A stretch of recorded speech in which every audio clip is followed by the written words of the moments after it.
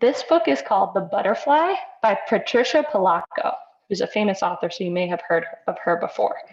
And what's interesting, we're reading about the setting of the World War II period, but our book, Number the Stars, is set in what country? You can say it out loud. Denmark. Whereas this book, it also takes place during World War II, but it's set in France. And France was also occupied by the Nazis. So now look at the questions that if you're in class, you have them on your desk. If you're at home, they will be in Seesaw. And these are the questions we're going to look out for while we read. Please follow along as I read, or if you're in class. If you're at home, you'll check them later in Seesaw. The first question is, what similarities do you notice to Number the Stars? Second question, why didn't Monique's mother tell her about Severine? And question 3, why are butterflies important in this story? And if you're in class and you notice the answer to any of those, what could you do? Perfect, just a silent hand on head. That will tell me that you've spotted something. Okay, so The Butterfly by Patricia Polacco. And this book is a little long, so thanks for being patient with me so that we can read it all. And I'll do my best to show you the pictures up on the screen as well. It was unusually bright that night outside of Monique's small bedroom window in Choisy-le-Roi, just outside of Paris. The moon was so radiant, it seemed almost festive. As Monique gazed up at it, she thought that the moon must not know that her village was occupied by Nazi troops. All of France was, for that matter. There was a terrible war raging in what to Monique seemed like most of the world. And I already see some good detective work, right? That's a similarity to Number the Stars, that they're in a country that's occupied by Germans. But this night, the moon seemed not to care. She pulled Pinouf, her cat, up next to her and hugged and kissed her goodnight, then drifted off to sleep. I love the cat's name, Pinouf. Everybody say it, Pinouf. And Emily, are you noticing there's a cat in both stories? Yeah, in Number the Stars, what's the cat's name? Thor, right, the god of thunder. Monique didn't quite know why she woke up, but suddenly she saw a ghostly little figure sitting next to the window on the end of her bed, a girl about her own age. She was petting Pinouf. "Who are you?" Monique whispered. The ghost child wheeled and looked with sad eyes, it seemed frightened, then spun from the bedroom. So you can see Monique, and then that's what she describes as like a ghost child. So she doesn't know if she's dreaming or what has happened. And ladies, you don't need to write anything down just yet. If you're in class, I promise I'll give you time after. The next morning at breakfast, Monique could hardly wait to talk to her mother about the ghost, but her mother seemed almost angry. It wasn't like Marcel Soliage, which is her mother's name, to be angry at anyone. "It was only a dream, child, do you hear? Only a dream. Now go to school. God knows how much longer you will have the privilege of going to school with the war going on." Her mother's voice trailed off. Monique couldn't wait to get to school so that she could tell her best friend Denise about the ghost. Since Monique was an only child, Denise was like a sister to her. On their way home from school that afternoon, Denise asked Monique, "What did this ghost look like?" "She was dark and had very sad eyes," Monique answered. "Weren't you very frightened?" Denise asked. "At first, yes, but the longer I looked at her, a feeling came over me, a feeling of fear for her." I see you. Why do you have your hand on your head?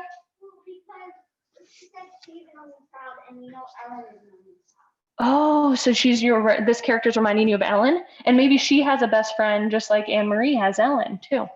Okay, let's keep reading. They stopped and peered into the front window of Monsieur Marc's candy shop. He waved them in as he always did. He loved the children in the neighborhood and always had small bits of brightly wrapped candies for them in his apron pocket.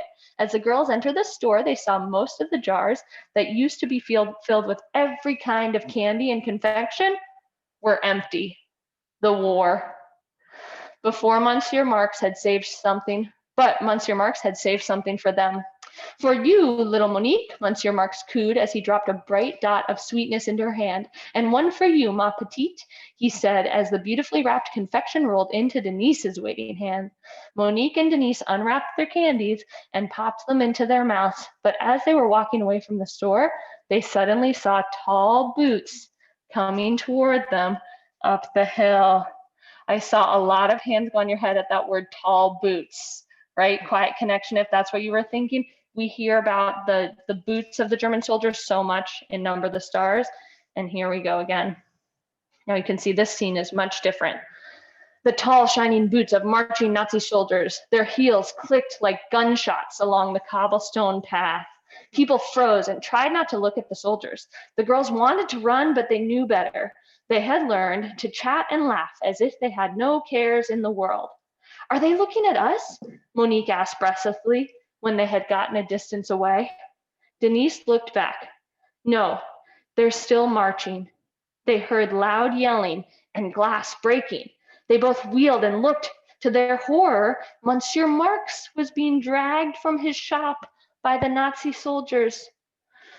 Schwen, Jewish Schwen, they heard the Nazis shout as they pushed Monsieur Marx to the ground. They watched the Nazis kick him hard in the ribs with those tall black boots. Monique covered her mouth to hold back a scream. Then a car drove up and the Nazis threw Monsieur Marx in the back of it. Don't look for too long, Monique, Denise warned. If we do, they'll come for us next. Luciana, why do you have your hand on your head?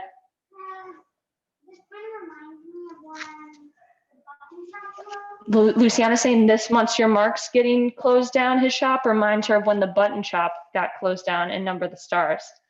Great connection. Both horrible, sad scenes, but we knew that the Nazis were persecuting all Jewish people and closing down their stores, and worse.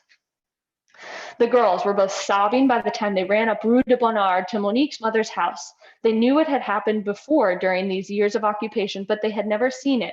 And to Monsieur Marx, why, Maman, did they do that to Monsieur Marx? Monique choked through sobs. The Nazis hate people like Monsieur Marx, ma chérie. It's so pointless and cruel. Her voice faded to a whisper. What do you mean, people like Monsieur Marx, Mama? Monique asked again. You know, Monique, her mother answered. Jews. But Monsieur Marx is a Frenchman, Denise said. Marcel hugged them both. The Nazis can't be here forever, my sweet children. Mother France has been here for centuries. They for a short, terrible time. Marcel had tears in her eyes.